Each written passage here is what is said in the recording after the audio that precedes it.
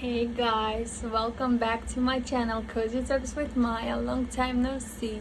So today I decided to come back to you guys and tell you about my way of getting rid of the brokenness mindset and how do I restore it? How do I come back to myself when it comes to finances?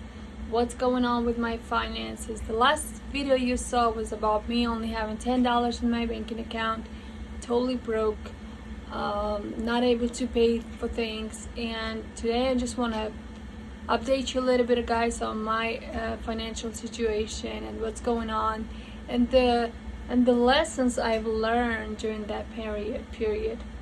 So the first one is, when you're in this, well, what I did is, first thing I did is I sat down with myself and I asked myself a question.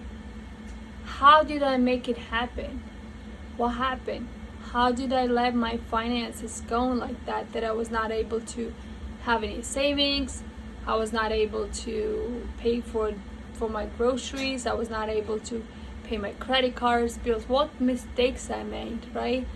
Impulsive spending, not thinking about tomorrow and living by one day, and spending all my money on, not very important things, or spending all my money on helping my family instead of thinking about my own bills at the first time. Because if you want to save your family, you have to think about yourself first and put the oxygen mask on yourself first.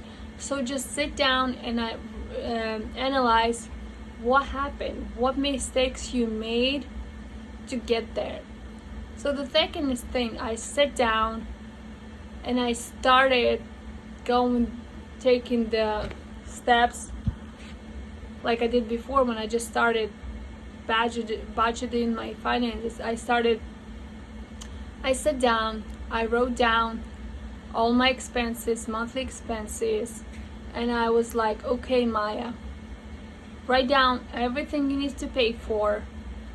This way you have idea how much usually per month you need to spend how much per month you need to make in order for paying for your necessities, like rent, phone bill, utilities, car insurance, food. The main thing for you guys to write down all the expenses, all the necessary expenses you are paying for each month. This is the second part. So when I wrote it down, I saw like approximate amount of money I need to spend each month just to cover the basic, just to cover the necessities. For example, in my case, together with the rent, it would be around $2,000 per month. This is just the necessities. We're not talking about wants, right? Wants and needs are different things. Remember, wants is something we want, nice shoes, coat, shirt, whatever. And necessities is something that you really must have in order to survive, like rent, like home, phone, car if you have a car, health insurance, food, utilities, toilet paper. This is our necessities. So I just sat down and I created the budget and see what expenses I'm having. The third thing I did, I just wrote down all my debt, all my credit card debt I had, because avoiding this debt is a crazy thing. You don't want to do that because interest is growing, and there's no way you're gonna be closing your eyes on it and be like, oh, I don't remember whatever. I don't want to be scared knowing that the collector would come to my door and knock my door and say, hey, you owe us this amount of money. So I sat down. The third step is just identify, check out all your debt you have. Just summarize it, write it down. All your debt, credit card debts, loans, health debt, like maybe medical bills or something. Just combine all these bills and see what is your credit card debt are. What is the amount you need to pay, and write down.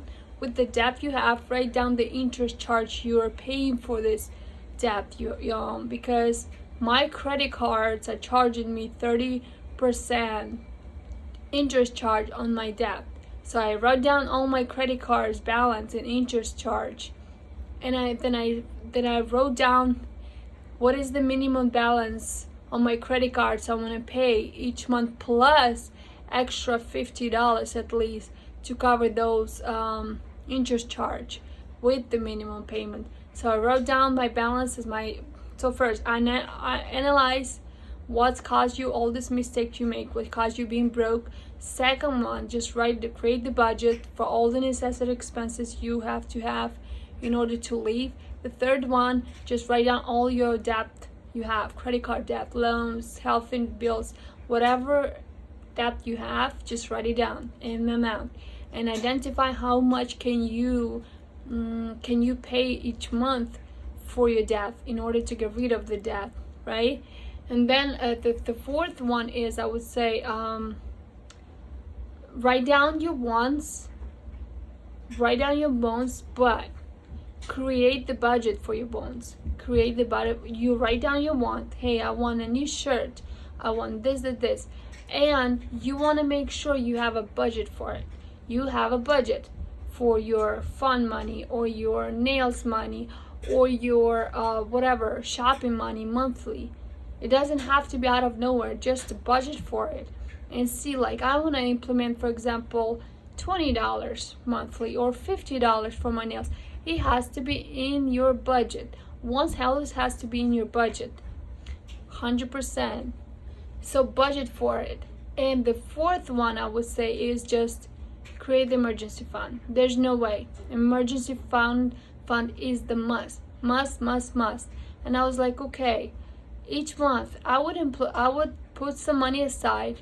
It's okay. It might not be $100. It can be $20, $30. This is an emergency fund. The fund that will help me survive in case something happens.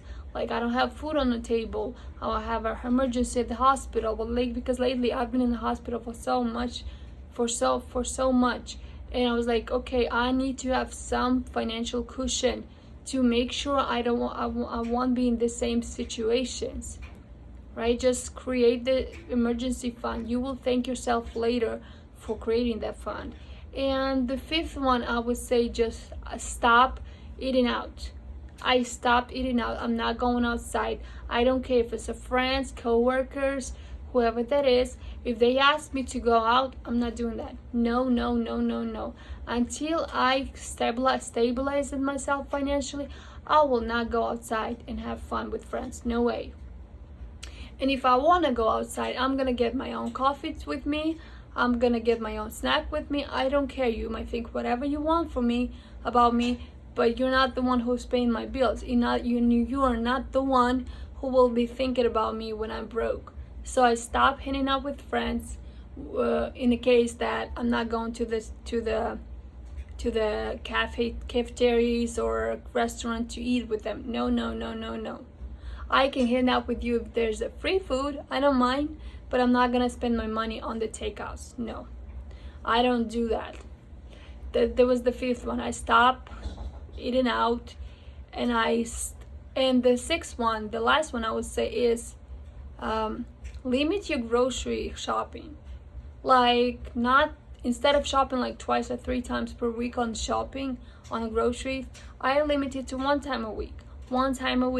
I go to the store, or one time a week or one time a week or one time in 2 weeks. I'm a single person. I live by myself. So for me, I can afford myself to go to the store one time in 2 weeks. But if you have a family, you can do one time a week for now, and just, write down everything you need, make a list, and go to the store, get what you need, and get out of the store. So I plan for it. Once a week I would go to the store, get my groceries, and out. I'm not going to the store again. This is it. I budget for my groceries. I go once a week, and that's it. And whatever left in my fridge, I would use it. And this is actually the 7th point. So go grocery shopping once a week. For me, I did once a week, and that's it. The 7th and the last one, I would say yes. Eat whatever left in your fridge. Eat whatever you have in your fridge. Just open it up. I'm sure you have so much stuff there. Just go through it, see what you can cook with it, and it's gonna save you so much money before you can go and buy some groceries.